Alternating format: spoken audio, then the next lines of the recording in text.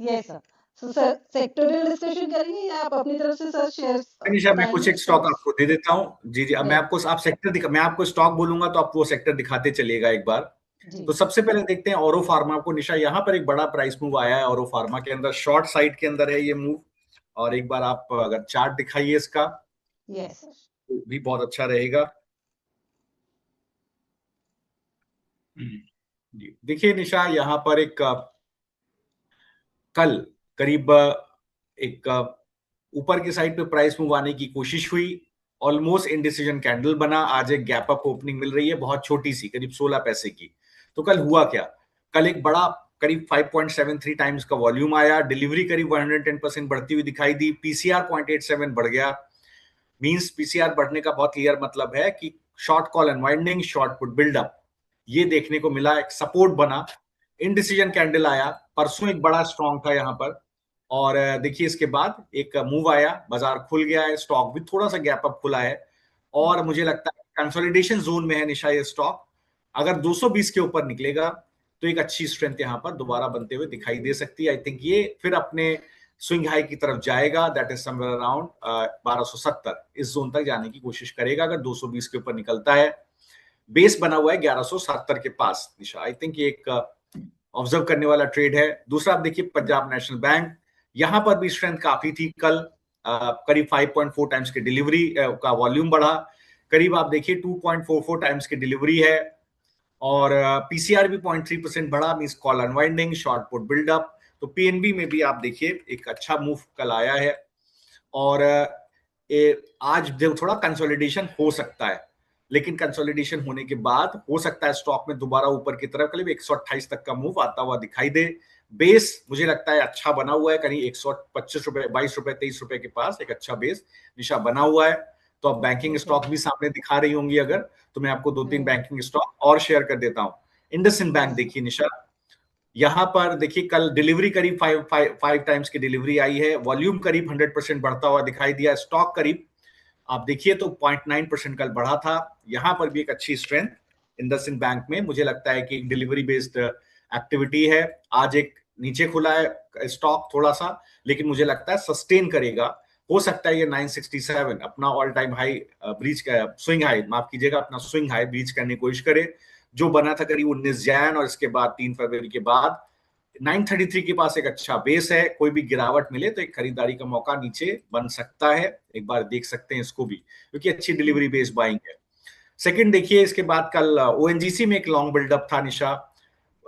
यहां पर आप देखिए करीब 93% डिलीवरी बढ़ती हुई दिखाई दी थी, वॉल्यूम करीब 91% बढ़ गया था।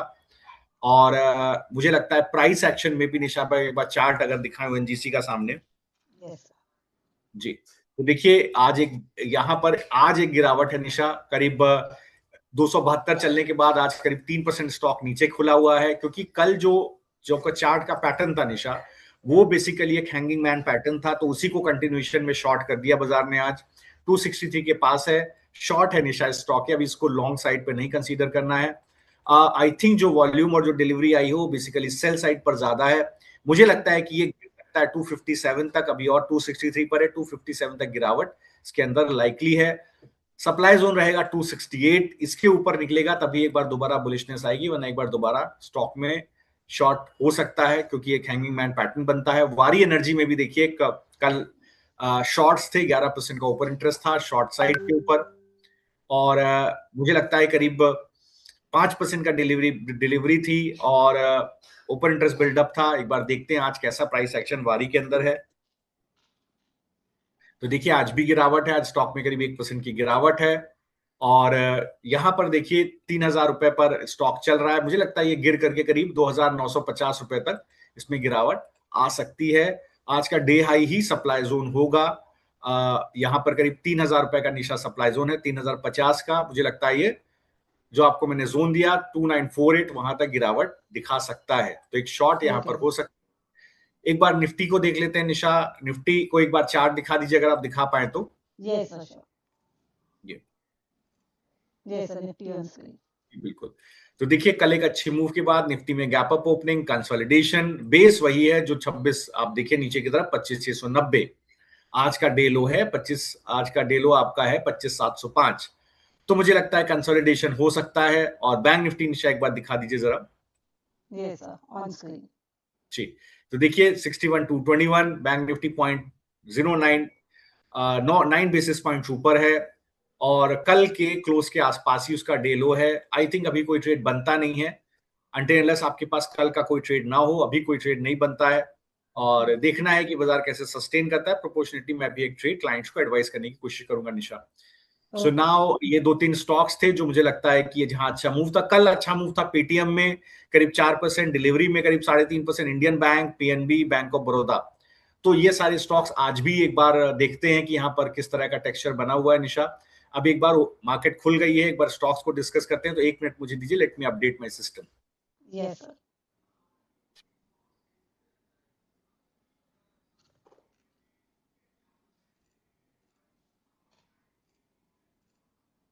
जी, तो आज निशा जो प्राइस जिस स्टॉक्स में अच्छा मूव है वहां पर आइनॉक्स विंड है करीब 2.3% ऊपर है, एंजल वन में 2.2% का मूव है, आईसीआईसीआई जनरल 2% का मूव है, एसबीआई कार्ड में 1.6% का मूव है और बीएसई में 1.5% का मूव है। जहां गिरावट है सबसे बड़ा ONGC, hanging man pattern, delivery based और वॉल्यूम बेस्ड सेलिंग, परसिस्टेंट 1.7%, वारी एनर्जी 1.3%, ऑयल इंडिया 1.2%, इन्फोसिस 1%।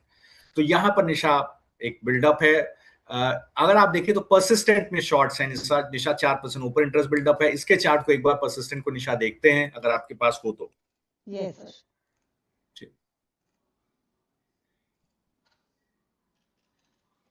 तो देखिए कल एक negative correct order moving average में स्टॉक था। कल एक रेजिस्टेंस मिला ऊपर से 5730 के जोन से और नीचे की तरफ दोबारा गिरावट आई। दोबारा ये 5520 के जोन को आज टेस्ट कर रहा है निशा गैप डाउन ओपनिंग के साथ।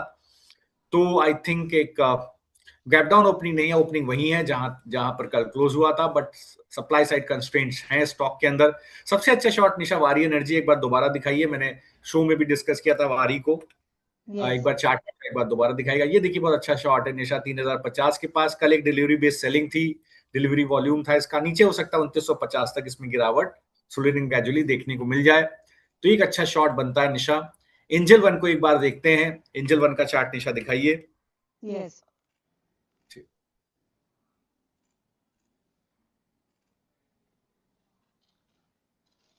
तो देखिए यहां पूरी तरह से निशा कंसोलिडेशन है।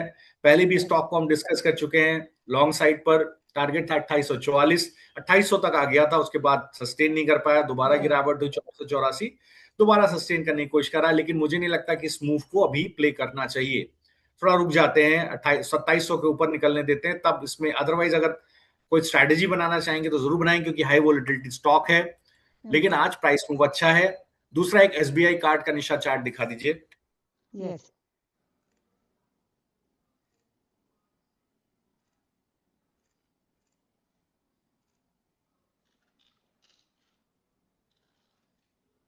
तो देखिए नेगेटिव करेक्ट ऑर्डर में स्टॉक है निशा, लेकिन एक अच्छी स्ट्रेंथ है आज यहाँ पर। और यहाँ पर देखिए ओपन इंटरेस्ट में एक बहुत बड़ा कुछ ट्रैक्शन मुझे नहीं दिख रहा है निशा। मुझे सिर्फ ये दिख रहा है अभी कि जी, तो देखिए एक 765 के पास एक अच्छा ओपन इंटरेस्ट बिल्डअप है। आज एक शॉर्ट कवरिंग दिख रही है निशा इसके अंदर 775 के ऊपर। तो 775 बेस हो जाता है नीचे, जो आज का डे लो है। जाएगा कहां तक? 805 तक जाएगा निशा, 805 तक ये स्टॉक जा सकता है। और मुझे लगता है कि एक स्ट्रेंथ है काउंटर के अंदर। 805 अभी चला जाएगा, 793 का भाव है। और मुझे लगता है कि यही पर्टिकुलर मूव है जो ये एटलीस्ट पकड़ लेगा कम से कम यहाँ से। आप देखिए करीब 1.5% का और 1.5% का और मूव यहाँ पर पेंडिंग है, तो ये काउंटर चलता है। सेकंड आप देखिए आइनॉक्स विंड को एक बार निशा देखते हैं, यहाँ पर भी एक अच्छी स्ट्रेंथ है।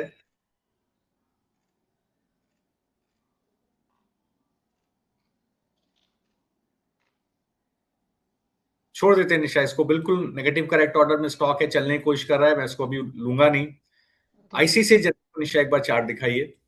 ICICI general. General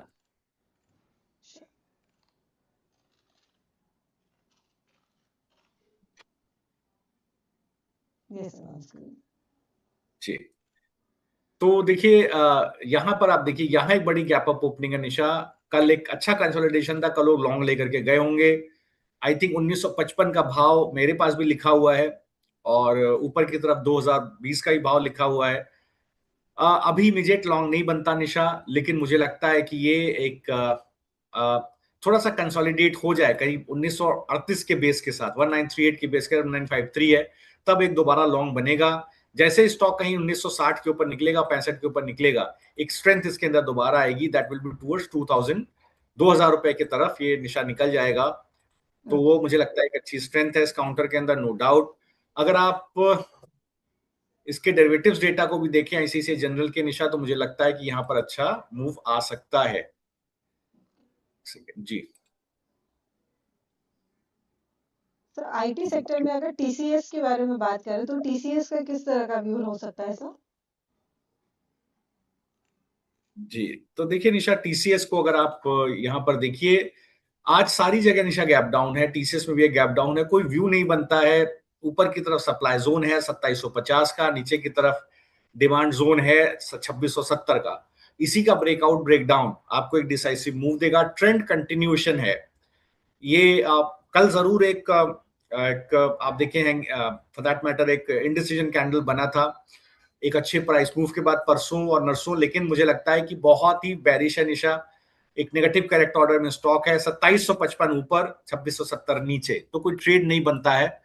either if you can good play a good straddle, या आप एक शॉर्ट कैलेंडर पुट बना पाए, तभी आप इसको एक ट्रेड करें, अदरवाइज इसको आप छोड़ दें। तो निशा यही कुछ एक स्टॉक्स हैं जो मुझे लगता है जहां पर एक अच्छा मूव है। 9:25 हो गया है, I think we should call it a day.